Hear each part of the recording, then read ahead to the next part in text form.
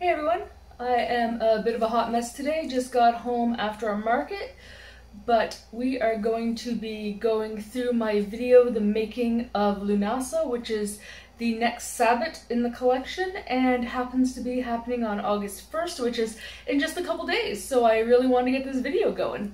So this is the soap that we will be making. So please stay tuned if you would like to see how I did this, and I'll catch you in a second.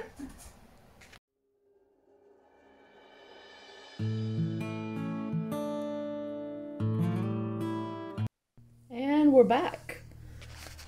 We are here with Lughnasadh, and we're just gonna jump right in.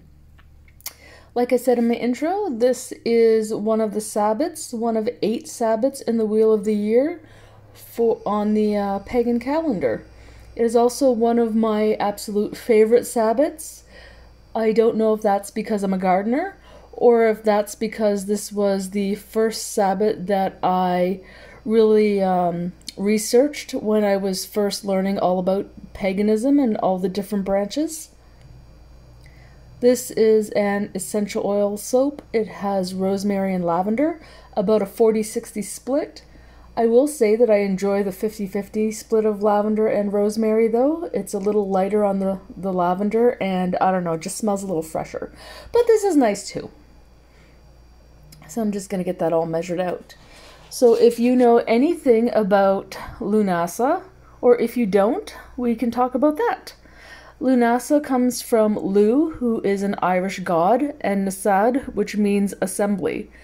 In Irish mythology, Lu created Lughnasadh as a funeral feast and athletic competition in honor of his mother. Now, I'm going to try to pronounce this. I had to Google it. Tailtiu, Tailtiu. She died of exhaustion after clearing the plains of Ireland in preparation for farming. Lu is a prominent mythical Irish god and is often portrayed as a warrior, a king, master craftsman, and savior. The festival takes place on August 1st, so if you are watching this when the video is released, that's just in a couple days. This is Lughnasadh is the first of 3 harvest festivals on the pagan calendar. The other 2 are Mabon and Samhain, which we will be showing videos in the coming months. This is, like I said, one of my favorite of the Sabbats, because I'm a gardener probably as well, and I definitely do take a moment to celebrate each year.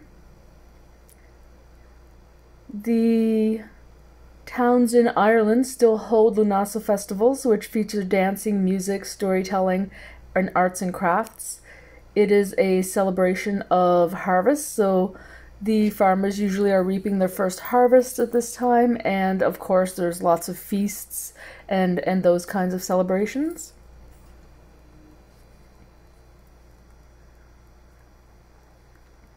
Now also, this soap has a gemstone on top, which I think you saw. And the gemstone is called Mookaite. Mookaite. M-O-O-K-A-I-T-E. And this gemstone has energies that enrich one's trust and love for Mother Earth and all of her beauty.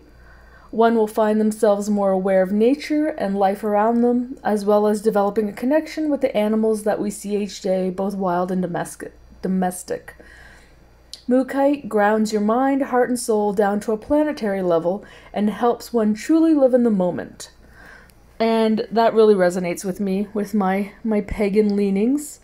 And I thought that it was very fitting, the color of the stone as well as its meanings. So that's why I chose it for this soap. And back to the actual soap making. Here we are. I took a little bit of the batter, the oils and mixture, and got that mixed in with my colorants. And I will apologize for the lighting. It was a super sunny day when I recorded this, and I filmed right in front of a window, so I'll have to figure something out about that. So got the danger water ready. And this is my base recipe that has hemp seed oil as well as shea butter. And you would have seen in the beginning that I also added some goat's milk powder as well as some kaolin clay, which are in basically all of my soaps. If it doesn't have kaolin, it does have some of the other French clays, you know, French green clay or pink clay, Brazilian purple clay, that sort of deal. Because that's the kind of thing that you get with my soaps. All of my soaps have milk and clay, as well as hemp seed oil and shea butter. Alrighty, so now that the danger water is in, we can get to mixing to emulsion and get it all ready to go. And you'll get a better view here in just a sec of the actual mixing phase.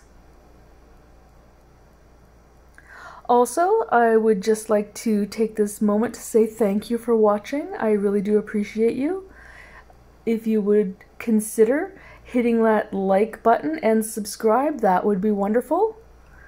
I do post regular soapy content as well as non-soapy content, so I am starting to make bath bombs for the first time ever. And then I also make lotions and creams and lip balms and, you know, all that good stuff that comes along with being a soap maker. So if you subscribe to my channel, there'll be lots more to come on that. I am also trialing deodorants, and I really need to get my 5th trial, which I'm hoping will be my last trial, underway soon. So there will be more of that to come pretty quickly on this channel. Alrighty, so we are all mixed up to trace here. And we're just going to get everything all split out in my colors. I am using 3 colors. I'm using green chromium iron oxide, as well as orange iron oxide, and 24 karat gold mica. And I will say that the colorants in this soap, when the soap is all said and done, I don't love the way it looks. It gives green tigers from Stranglethorn Vale vibes, and if you know, you know. But I will say, it's a beautiful drop swirl that I do, but I wish that I had used some of the just base white and lightened it up a little, because the soap is very, very green and orange, which you saw in the intro. Alright, so we're just going to get all of these colors mixed in, and I will say green iron oxide makes a beautiful shade of green, especially for like Christmas soaps, so keep that in mind if you're looking for green, as well as the what is it? It's a red iron oxide. Is it just red iron oxide? It might be. It also makes a really nice dark red. I know a lot of people love Mad Micas in their red, but I'm in Canada and it's just the shipping is so prohibitive that I just can't be bothered. So what I do is I use red iron oxide, and it actually comes out really good. I really like the way it looks in my soap recipe. So that's what I use. All right, this is, we're almost there. We're almost ready for the pour. And the gold color is lighter than the orange, but not enough to really tame down all of that orange and green. But it's not bad. Just my preference that I would like the coloring to be a little lighter. I did make this soap last year, and it was very pastel, and I didn't like that either. It was a pastel yellow and then a bit of pastel green and... Was it green and orange? I think it was green and orange. This was a favorite soap, though. I did sell out of it by Christmas. Also, too, these essential oils, rosemary and lavender, they work really well in cold processed soap, and as a matter of fact, I had to wait a really long time. I think I probably waited almost 30 minutes for the top of the soap to be ready so that I could do my texturing and put my stones on.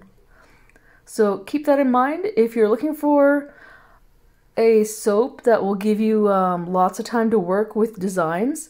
Rosemary and lavender are great essential oils to work with. And if you're not, and you want to make fancy tops, then you're going to have to keep it in mind so that you have lots of patience. I do have a hard time with patience. I only make two soaps that have a pipe top at the moment, and I still have not gotten to the point where I let the soap batter get thick enough before I start piping, and it's not terrible, but it's definitely not as good as it could be, that's for sure. I really need to learn to wait until the batter is super, super thick before I put it in the bag and start piping. Alright, and because I'm a bit of a neat freak when it comes to my soap making, I gotta clean up all my sides here, all my little drips and drops. And then we wait. But you don't have to wait. I cut out all that extra waiting just for you.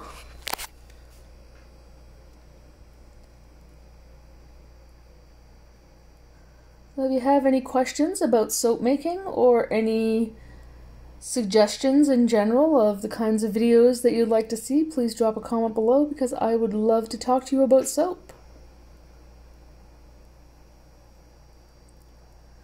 And here we go. I just wanted to test it to make sure we're all good to go, and we are. I'm just putting my face mask back on. If you may have noticed in the beginning, I have a full face shield as well as gloves, long sleeves, and I'm also wearing long pants and shoes as well as my apron because I take soap and lye safety very seriously.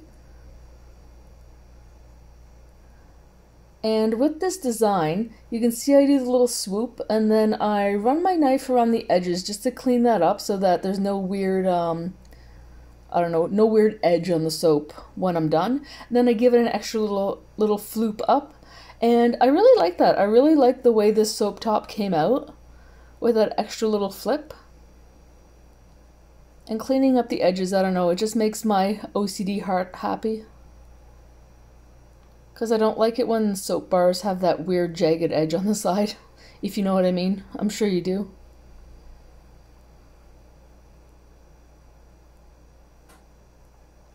And for a change, I didn't mess around with this top of the soap until it was all muddied and just, just a mess. You couldn't tell what color it was. On the sides of these molds, I've mentioned this before, I took my multi-bar cutter and I laid it on top of the wooden mold, and then I marked out with a pen all of the wires, and then I took a wood burning tool and I burnt those marks into the wooden mold, so that way if I ever wanted to use embeds or lay stones like I am now, they would come out perfect every time and I would never have to worry about having to either cut my soap by hand or cut through an embed. And it worked out really, really well. So that's my hot tip of the day. If you're looking for a way to make sure you never have to worry about lining up your embeds properly.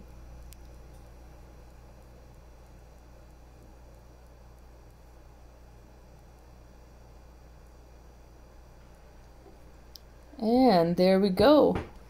And this is about 2 days later.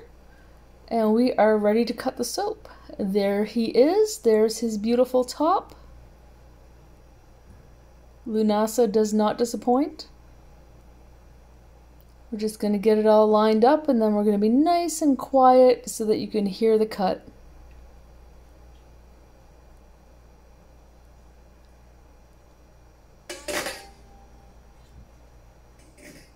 And there you have it. So I got 8 sample pieces out of this and 10 bars of soap, well, 20 bars of soap in total. And there we are. So it is a very beautiful drop swirl, but you can see like there's, I don't know, the colors, they just don't do it for me. I will say though that I had a gentleman at the market today who was also pagan and was really excited to see these soaps. And he was specifically looking for Lammas or Lughnasadh. And when he smelled it, he's like, I just have to have this. This is amazing. So it made my little heart happy that he was so happy to buy a bar of the soap.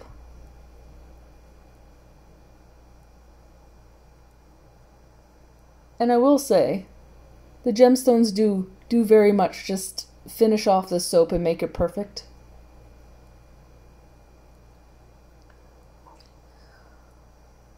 Well, we are almost at the end here, so I just want to say again, thank you so much if you've made it this far.